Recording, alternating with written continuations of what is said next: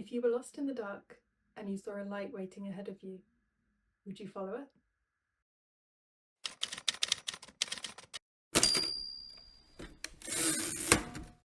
Hi guys, welcome back to Curious Bunny. I'm Josie, and in this series we will be discussing the strange and forgotten stories from British folklore whilst bringing them back to life with art. In each episode I will tell you the tales behind the folklore whilst painting, and if you'd like to own any folklore inspired artwork then I will leave the link to my shop below. But today we are wandering into one of Britain's most old and mysterious legends. Imagine you're walking home long after sunset, and the path beneath you is thin to a narrow strip of ground winding through the reeds.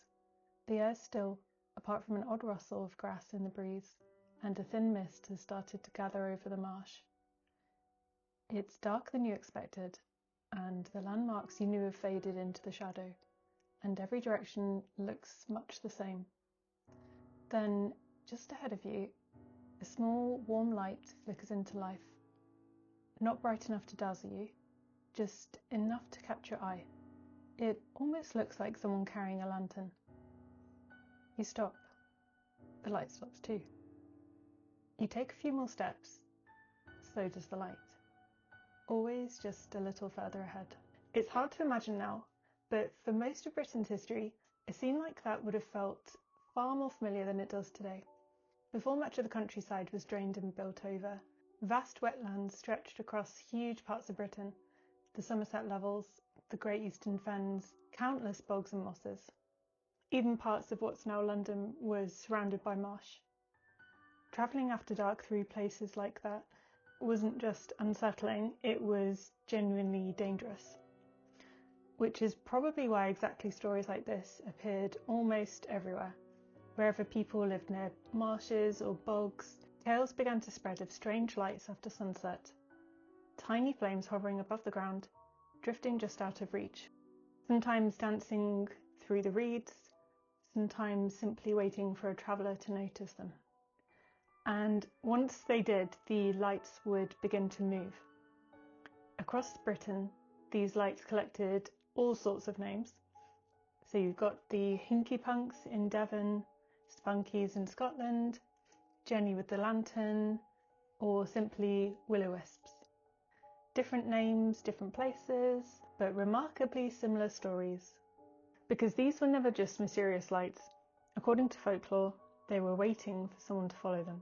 It's easy to say now, knowing how these stories end, well, I would just never follow a strange light into a marsh. But imagine you've been walking for hours, your boots are damp, the moon keeps slipping behind the cloud, and every path just seems to follow into the next. There's no street lights, there's no glowing windows in the distance, there's no map in your pocket. Then suddenly, in the darkness, you see a lantern, or at least what looks like one. For centuries, a light after dark usually meant one thing: another person. A fellow traveller heading home, a ferryman, a farmer with a lantern making his way back to a nearby cottage. It meant warmth, company. Most importantly, it meant someone else probably knew the way. That's what makes these stories so unsettling for me. The light never appears as something frightening. It appears as exactly what you were hoping to find. So you follow it. At first nothing feels strange. The little flame drifts quietly ahead, never rushing, never quite disappearing, staying just close enough that you think you'll catch it if you keep walking. But somehow you never quite do, it's always just a little further ahead. Before long you've wandered off the path without really noticing.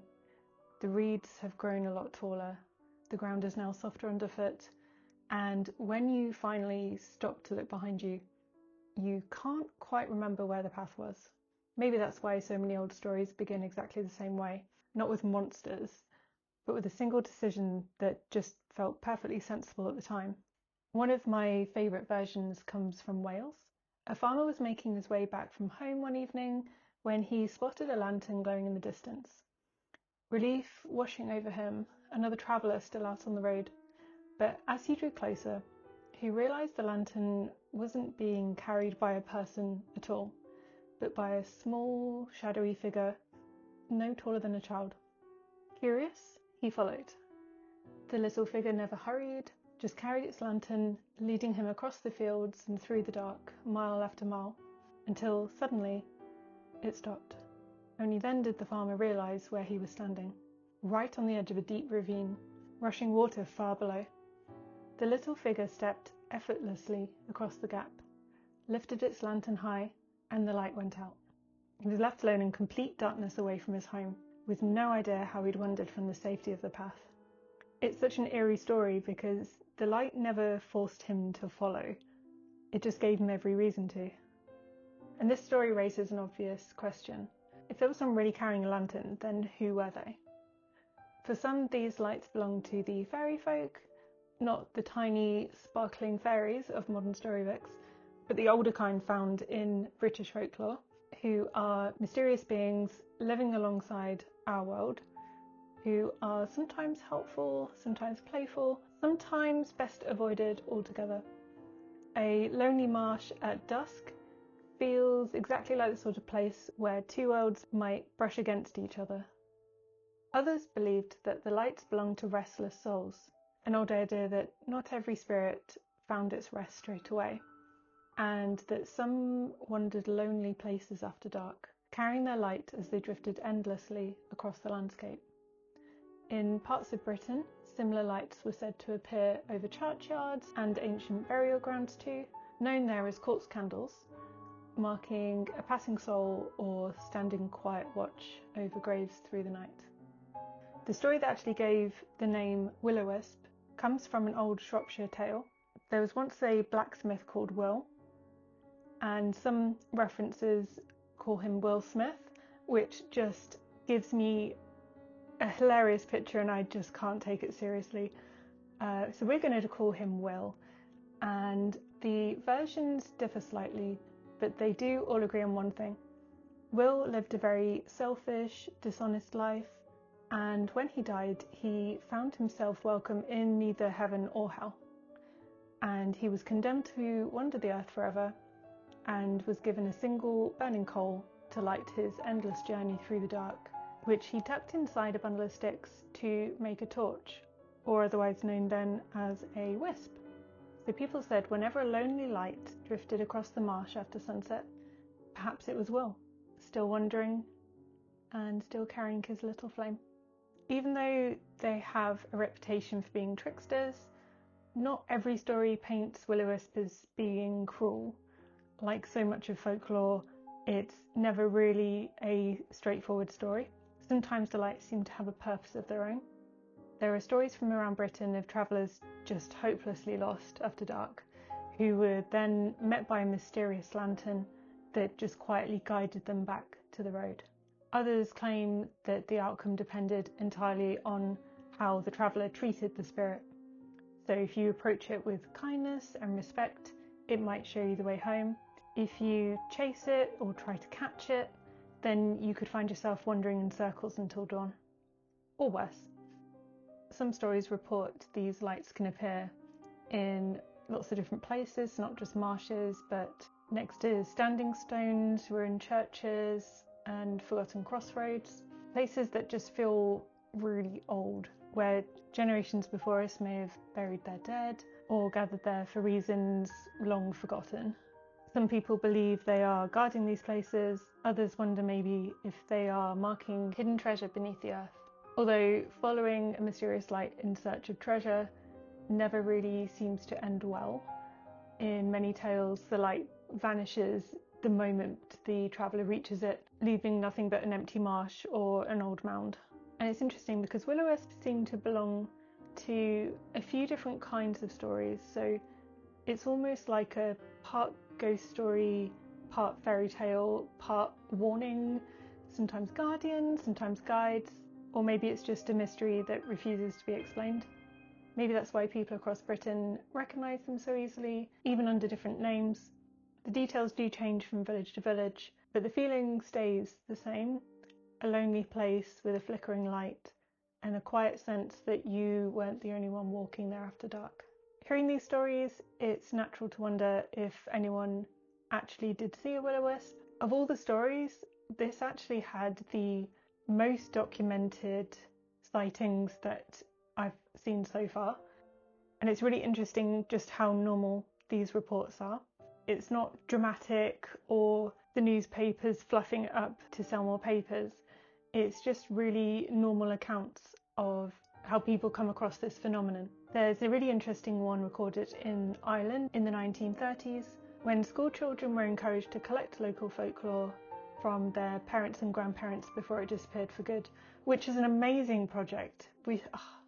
I love that and I want to read it all. One boy wrote down something his father had told him, that at about 14, walking home one evening, he'd noticed a small red ball of light rolling across in front of him.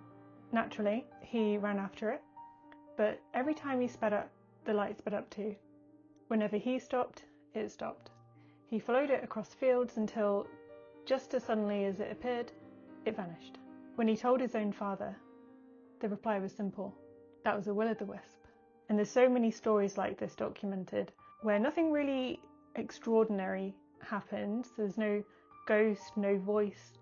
It's just about a strange light. And for me, that makes it feel slightly more real. Today, if you look up will-o'-the-wisp, you'll almost certainly find someone with a scientific explanation. The leading theory is that decaying plants in some of the marshes and wetlands release gases like methane and phosphine, which under the right conditions may occasionally produce faint glowing lights or trigger brief chemical flickers above the ground. Researchers have even managed to recreate similar glowing effects under lab conditions, which they feel explains the phenomenon. And you can argue that this explanation fits, given how often these stories are set in exactly the kind of marshes and bogs where decaying vegetation is around. But folklore has this habit of refusing to fit neatly into one theory.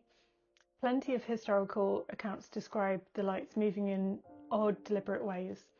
So against the wind, waiting for a traveller before drifting off, vanishing the moment they're approached, or appearing high above the ground, well clear of the marsh itself. Whether that came down to unusual natural conditions, tricks of perspective in the dark, or something else altogether, I think is much harder to say.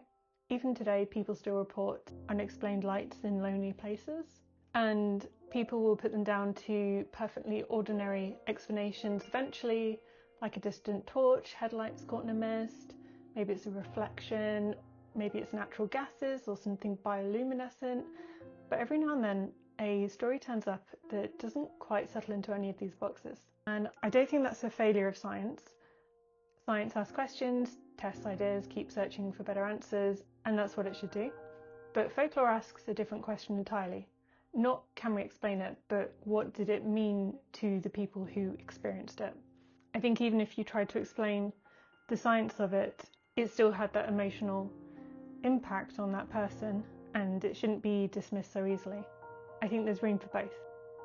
Whether the will-o'-the-wisp was a trick of chemistry, trick of lights, something stranger altogether, the stories themselves still, I think, have something to say. Because for hundreds of years across Britain, people looked out over lonely marshes after sunset, saw a little light waiting in the dark, and felt exactly the same mix of curiosity and caution that we still would today. As I was adding the last few details to this painting, I found myself thinking less about ghosts or mysterious lights and more about the land itself. It's a strange thing imagining Britain looking so different, with such enormous wetlands stretched across the countryside, with reeds swaying and mist clinging to the water, wooden trackways disappearing into the distance. Standing there after sunset, it's not hard to imagine how one flickering light could become a story that lasts centuries. I think will-o'-the-wisp is a really interesting folklore, and I love the twist where you're not really quite sure if when you see the light you should feel hope or danger. Or maybe it's both. And maybe that's the real warning tucked inside these stories. Sometimes maybe the things that lead us astray don't look frightening at all. And maybe sometimes they look exactly like the way home. And here's the print and the matching sticker. Thank you so much for watching, and I hope you've enjoyed learning about the will-o'-wisp. If you would like to own any folklore-inspired artwork, then the link to my shop is below. If you enjoyed this story and you'd like to hear more, then please don't forget to hit like and subscribe so you don't miss the next one, where we'll be learning about the Great Worm of Sherbridge Wood. I'll see you there. Secret Howl update. Here he is playing with his favourite toy, this disgusting ratty thing. This is his second one, and he's destroyed the squeaks in both of them. None of his toys last very long because he takes his battles with his nemesis very seriously.